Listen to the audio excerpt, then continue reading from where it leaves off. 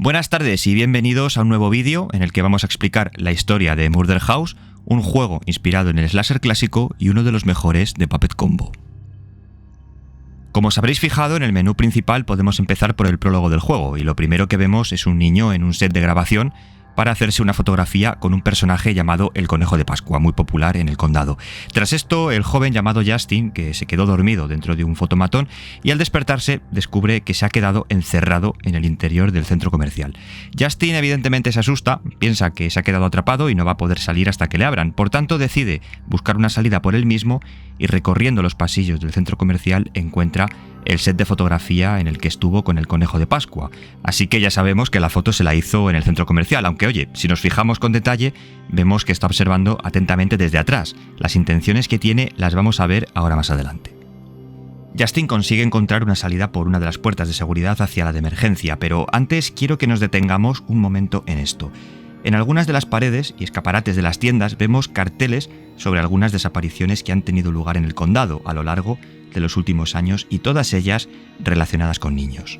Una vez sale por la puerta de emergencia recorriendo los pasillos exteriores al centro comercial, encuentra de frente al mismo Conejo de Pascua, pero esta vez no quiere hacerse una foto con él precisamente, su intención real es asesinarle empuñando una hoz. Justin recorre todos los pasillos y almacenes en busca de una salida o un escondite hasta que finalmente llega a la sala de descanso para los trabajadores del centro comercial, y allí da con uno de los empleados de mantenimiento, un hombre llamado Jack, que tras saber todo lo que sucede a Justin decide ayudarle echando un vistazo por los pasillos. El joven se queda completamente solo en la habitación, escucha unos extraños ruidos fuera, se va la luz y acto seguido, muy asustado, se esconde bajo el escritorio, nota muy atentamente que se acercan unos pasos y finalmente el Conejo de Pascua le encuentra.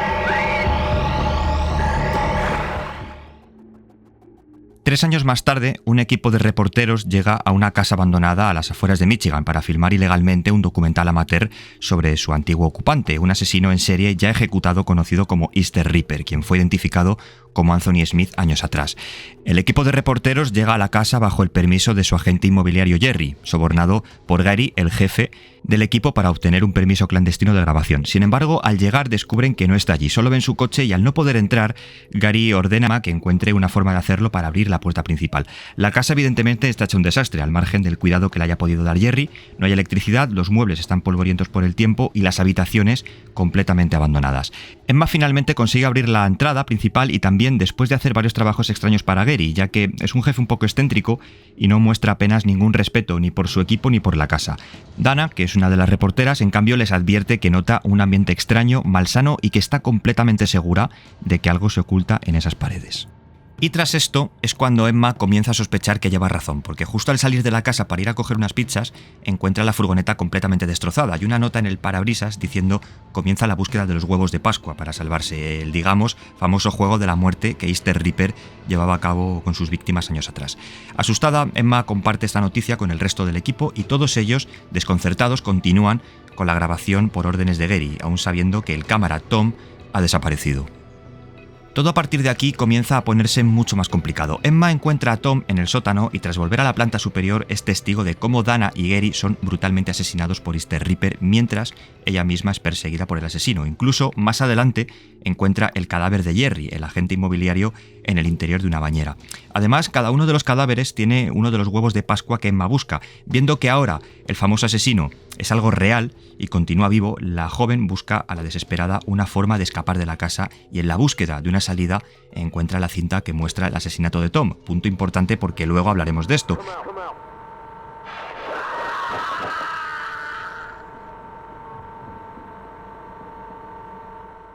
Pero lo más importante es cuando, a través de un pequeño montacargas en el desván, Emma llega a las cámaras de tortura que aún albergan los cadáveres ya esqueléticos de 6 niños que murieron a manos de Easter Ripper. Y tras esto, Emma encuentra el resto de huevos, los pone en la cesta y se desbloquea una puerta en el sótano que le conduce al invernadero. Allí Easter Ripper le sorprende y es el momento en el que revela su verdadera identidad: Tom, el cámara que venía con ellos desde el principio. Y al menos por lo que cuenta, cometió los crímenes para vengar a su hermano Anthony, quien voluntariamente había asumido la culpa de los asesinatos en los niños. Y tras un enfrentamiento con él, Emma acaba con su vida y cae muerto al suelo. Acto seguido, la protagonista ve la posibilidad de escapar. En cambio, de forma extraña, el suelo comienza a temblar y los niños asesinados tiempo atrás se levantan de debajo de la tierra, al parecer muchos de ellos enterrados bajo el invernadero y con sed de venganza hacia su asesino, al que devoran en un débil intento de ponerse de nuevo en pie. Emma aprovecha esta distracción para ponerse a salvo en un lugar seguro bajo una luz brillante saliendo del invernadero. Y aquí quería hacer un breve inciso sobre uno de los personajes que pasa más de puntillas, pero creo que es uno de los más importantes en esta historia, Jerry, el agente inmobiliario, porque realmente él es la persona que da permiso al equipo de grabación para llevar a cabo el rodaje en la casa. Jerry, como digo, es el agente inmobiliario de la antigua casa abandonada perteneciente a Easter Ripper, el asesino en serie del que después profundizaremos un poco más. En 1988, un productor de televisión de poca monta para el Canal 9 llamado Gary le sobornó con $50 para llevar a cabo un proyecto de filmación en la casa sobre la historia del asesino, y la propiedad oficialmente pertenece a Jerry, ya que la adquirió en una subasta después de que el estado de Michigan la pusiera a la venta como propiedad confiscada. Jerry esperaba a que todo el equipo llegara el día 1 de mayo, cuando de repente notó que alguien había entrado a la fuerza y sacado uno de los fusibles del cuarto para dejar sin luz toda la casa.